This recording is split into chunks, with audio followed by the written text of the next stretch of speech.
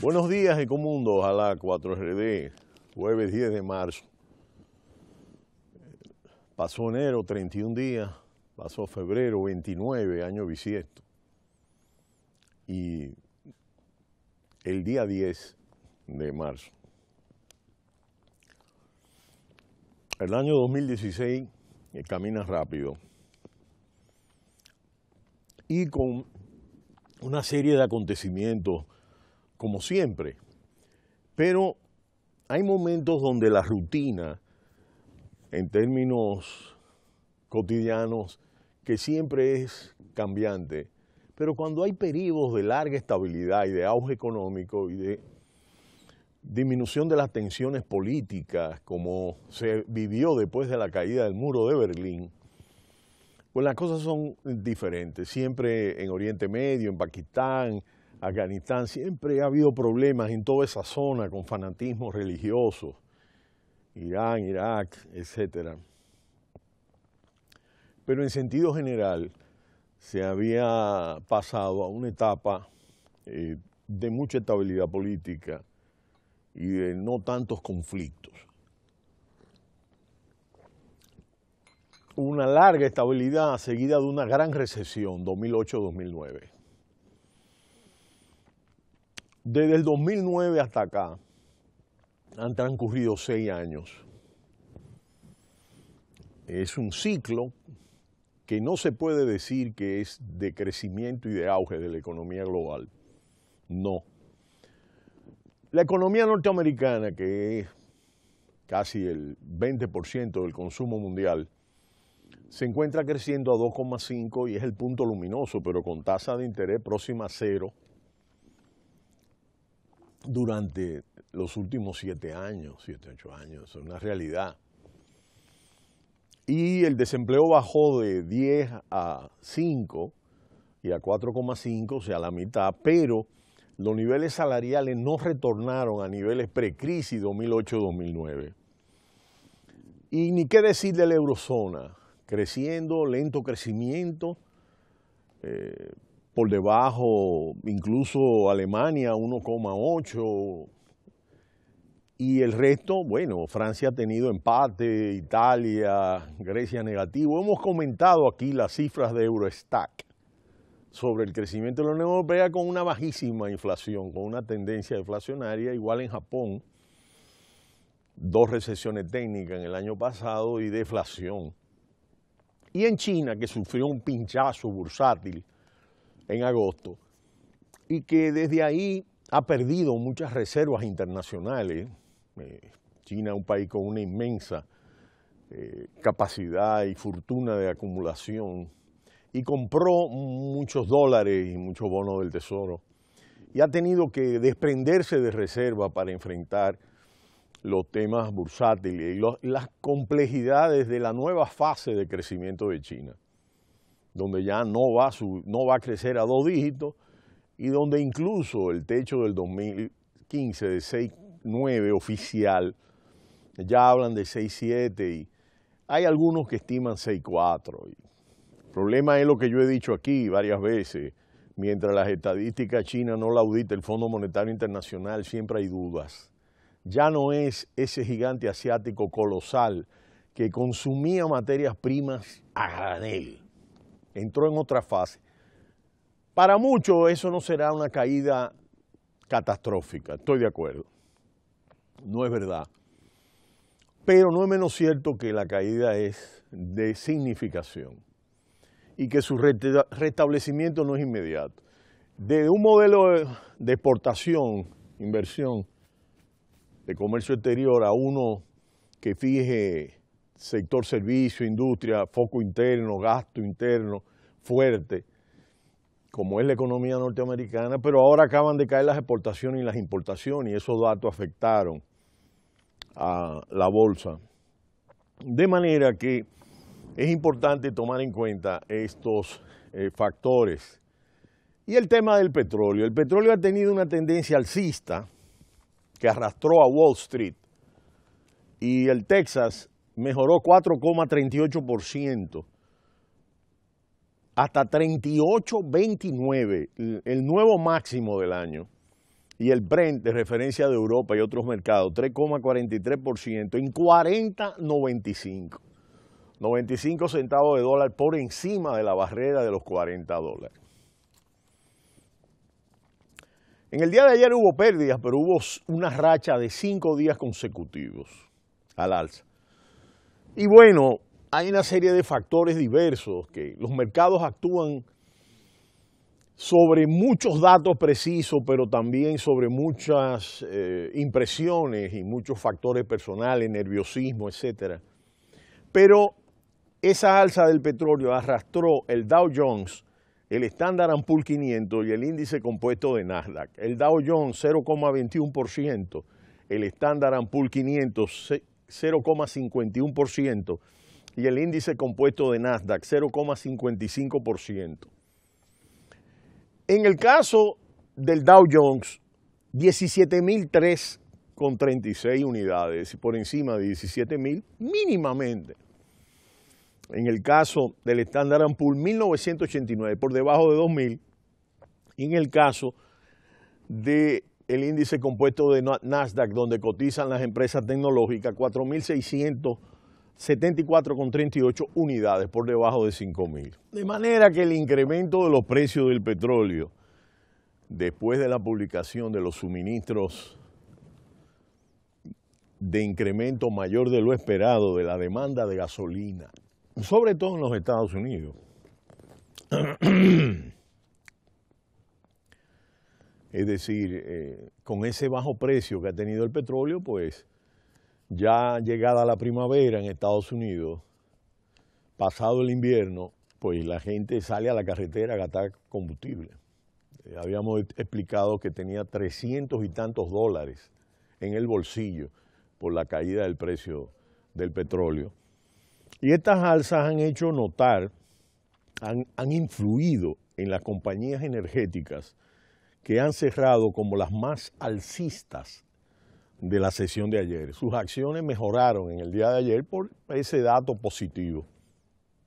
Y con ellas se ha movido el sector bancario ante la bajada del riesgo de impago por parte de las compañías petroleras. Hemos visto que el año pasado cerraron 48 compañías petroleras explotadoras de petróleo de fracking, y presentamos números sobre el tema de la situación financiera.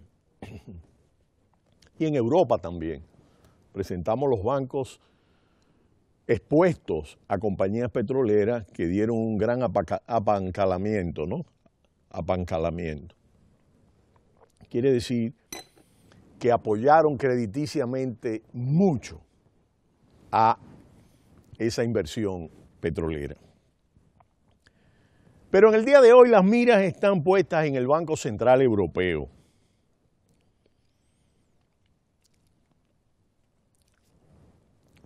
Y todas las voces apuntan a que la entidad que dirige Mario Draghi va a continuar incrementando las medidas de estímulo monetario que ya cumplieron un año en el día de hoy. Es decir, que esto va a mantener optimismo en los mercados, en las bolsas de Europa. Y es interesante porque tanto Draghi ha insistido en la necesidad de la reforma general, financiera, presupuestaria, económica, pero él ha insistido en el punto de la política fiscal y de la necesidad de inversión de infraestructura, que ha sido el punto negativo, el punto flaco de la política europea. Ha habido resquemores de parte de Angela Merkel en cuanto al enfoque de expansión del gasto para tratar de contrabalancear el ciclo a la baja económico, mientras en Estados Unidos no ha sido así. Pero aquí lo relevante es que ha habido una mejoría, que las materias primas se recuperaron, no solo el petróleo, el hierro, que es un producto que se usa mucho en todas las compañías mineras y extractivas, y que esa mejora en los indicadores pues ha hecho que entren 5.000 millones de dólares a los mercados emergentes, a los mercados. Pero, por supuesto, la salida es mucho mayor. Claro, esto puede ser un momento puntual. Es decir, no sabemos. Ese es el tema de la economía.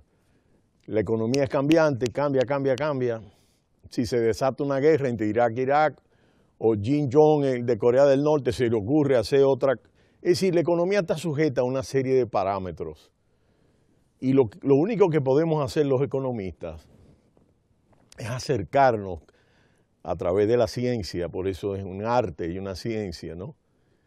Y sobre todo, tratar de ver y construir escenarios, ver la tendencia, la perspectiva, conocer los antecedentes, partir de un diagnóstico. Y lo que estamos viendo es que también, y no queríamos despedir a Ecomundo en el día de hoy, porque la República Dominicana va a duplicar su capacidad eólica. Se inauguró una planta nueva de generación eólica en el día de ayer. Vamos a acercar las cámaras.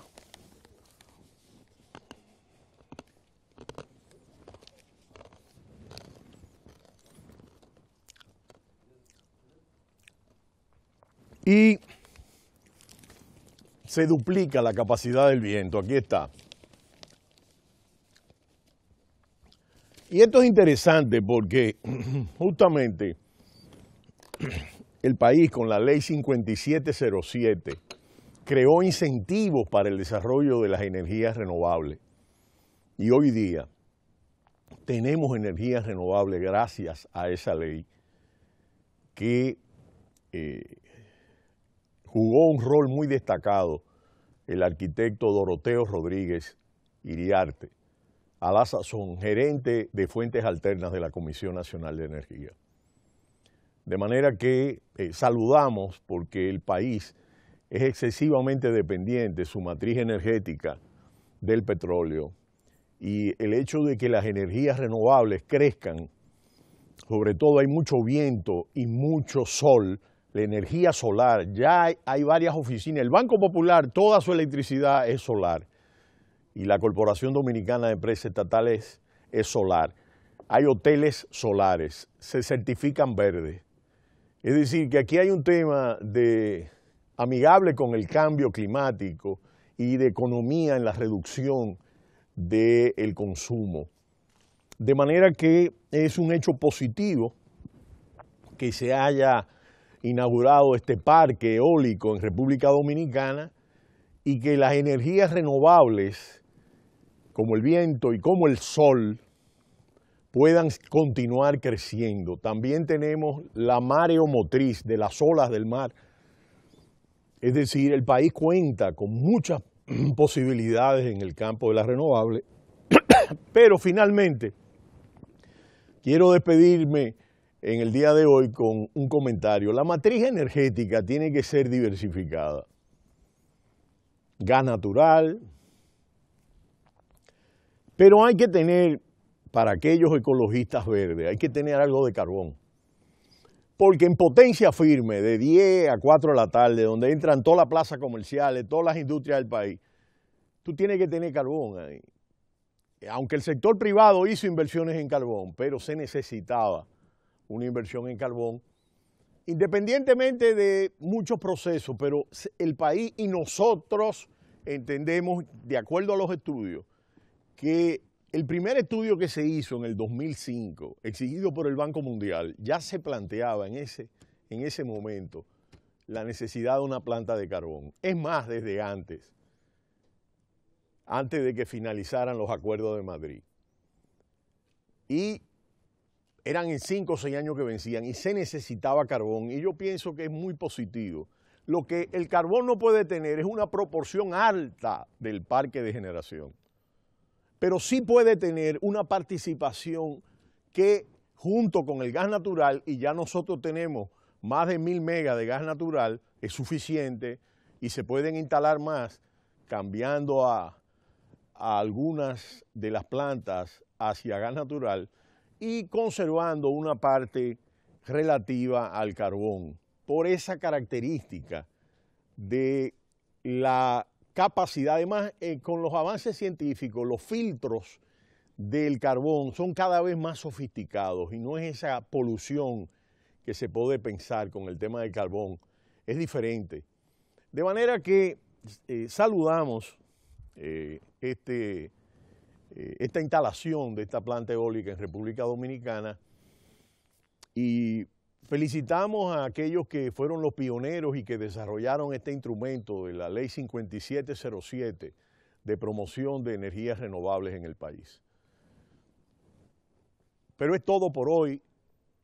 Volveremos mañana en Ecomundo, ojalá 4RD. Cita cultural, no le cambie.